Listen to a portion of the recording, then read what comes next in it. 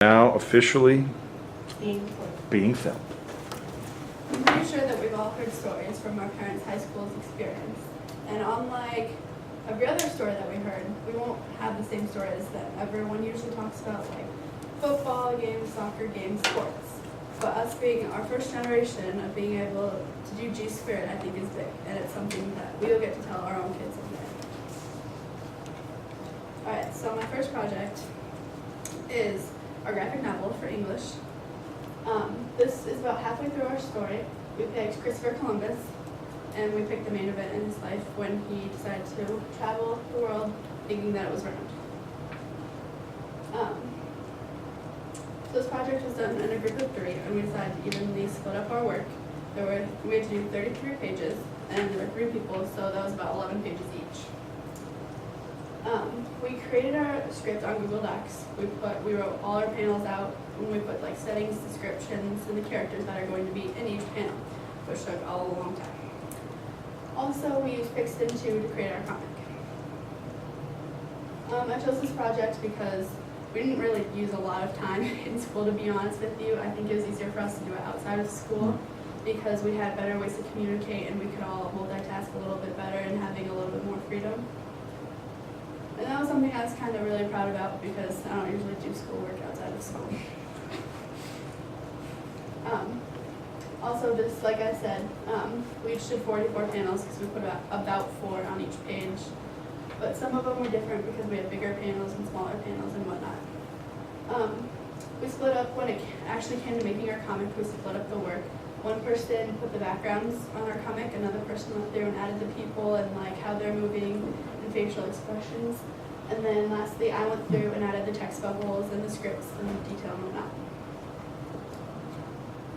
So for the standards, I thought this related really well to our project because the characters and the setting help create a storyline and develop new ideas in the plot.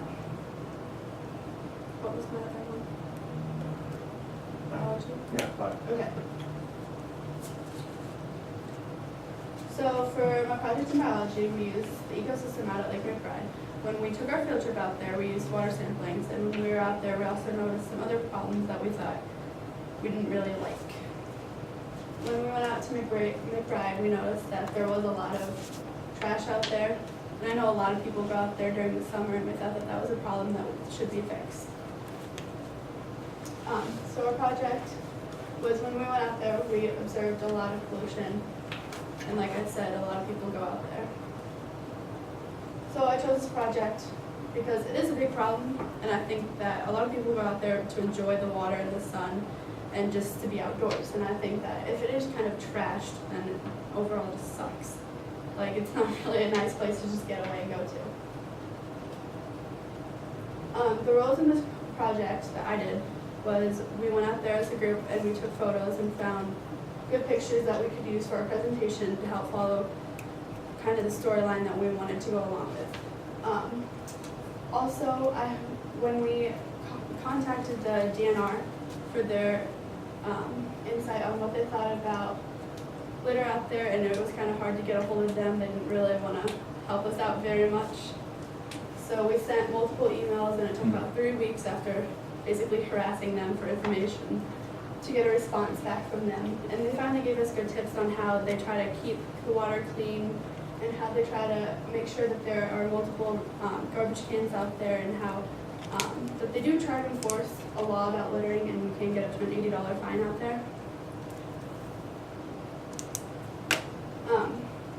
I thought that the human modification ecosystem was a good standard to connect to this because us as humans do have a positive and a negative effect out there.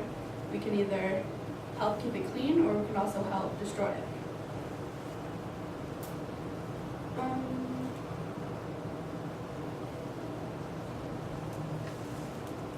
Alright, so my 21st century skills, this is a lot to read basically. So for collaboration, I used our documentary, and I think for collaboration, working in a big group of 10 is a lot of getting along and a lot of working together. And I think that without collaborating, it wouldn't have ever worked out at all.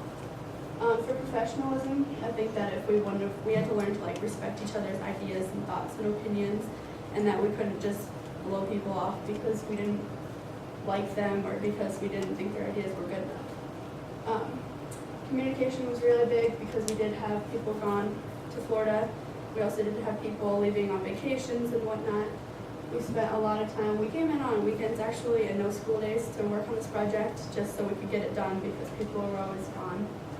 And critical thinking, we did a lot of compromising and working together and just trying to make the best overall decision for our group. I think that without these 4 steps, our documentary would have been a huge disaster, to be honest with you.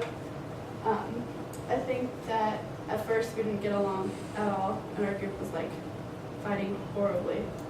But I think over time, we all became a lot closer, even though we walked into this group not really knowing each other very well. And I think that now we can all say that we know each other well and better, and we also get along more too.